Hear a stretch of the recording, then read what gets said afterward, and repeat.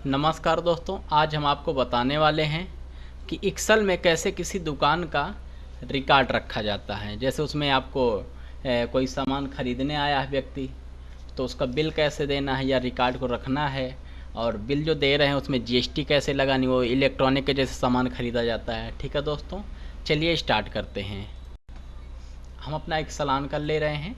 Excel on करने के बाद हम ये जो 1 और 2 है इनको छोड़ के नीचे से लिखते हैं। सबसे पहले हमारा होता है सीरियल नंबर, इसको हम शॉर्टकट में SN करके लिखते हैं। फिर इसके बाद हमको लिखना है यहाँ पे गुड्स। फिर इसके बाद यहाँ पे लिखना होता है PCS। फिर यहाँ पे लिखना होता है रेट के बाद आगे हमको लिखना है यहाँ पे डिस्काउंट, जैसे छूट हम लोग देते हैं। फिर डिस्काउंट पेमेंट लिखना होता है, हम शॉर्टकट में चल रहे हैं भैया, डिस्काउंट पेमेंट यहाँ पे लिखना होता है। ठीक है, फिर यहाँ पे हमको लिखना है जीएसटी। जैसे इलेक्ट्रॉनिक सामान है तो उसमें जीएसटी दी जाती है। तो हमारी जीएसटी होती 3 प्रकार की, लेकिन अपने भारत में 2 ही प्रकार की लगाई जाती है। कौन कौन से होती है? CGST, इसके बाद CGST पेमेंट, और यहाँ पे SGST और SGST पेमेंट भी है भैया। हमने पेमेंट जो है इसके साइड में पेमेंट भी लगा लेंगे, पेमेंट। इसके बाद यहाँ पे टोटल और टोटल पेमेंट।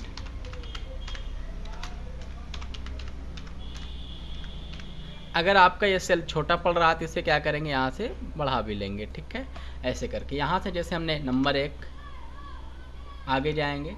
यहाँ पे हमने लिखना इलेक्ट्रॉनिक का सामान है तो आप यहाँ पे लिख सकते हैं, जैसे प्रेस। ठीक है, क्वांटिटी लिखेंगे, जैसे हमने 5 पीस खरीदा। रेट कितना है? 380 रुपये है।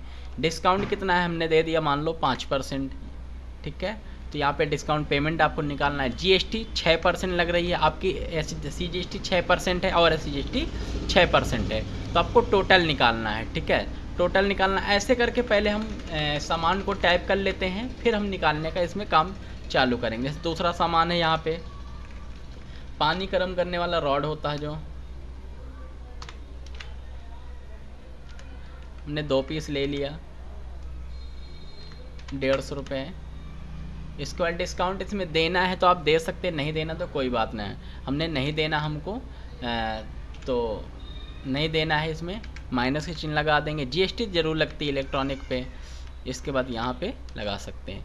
ठीक है दोस्तों, ऐसे करके हम इसको कर सकते हैं। ठीक है, अब यहाँ पे हम इसको, अब यहाँ पे जिस दुकान का है तो इसको सेलेक्ट करिए यहाँ तक, और इसको यहाँ होम पे जा करके मर्ज एंड सेंटर पे जाइए। यहाँ से मर्ज एंड सेंटर पे जाने के बाद ये लाइन इरेज हो जाएगा, और यहीं पे डबल क्लिक करके यहाँ पे नाम लिख सकते हैं। जिस दुकान का है उसी दुकान का लिख सकते हैं। जैसे हम लिख रहे हैं सागर कंप्यूटर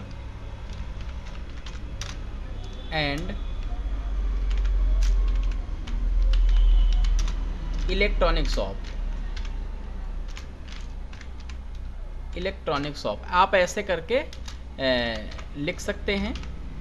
अब इसको सेलेक्ट करके हम बड़ा भी कर सकते हैं फ़ॉन्ट इसका, यहाँ से हम इसको बड़ा भी फ़ॉन्ट कर सकते हैं। ठीक है दोस्तों, और इसको सेलेक्ट करके ऐसे हम इसमें जहाँ तक आपका डाटा बना हुआ है वहाँ तक आप यहाँ से बॉर्डर भी लगा सकते हैं। यहाँ पे जैसे जाएंगे ऑल बॉर्डर भी लगा सकते हैं, ऐसे करके बॉर्डर भी लग जाएगा। ठीक है, अब जैसे हमको इसको निकालना है डिस्काउंट है, सबसे पहले हमको टोटल निकालना होता है। टोटल के लिए फार्मूला लगाना होगा।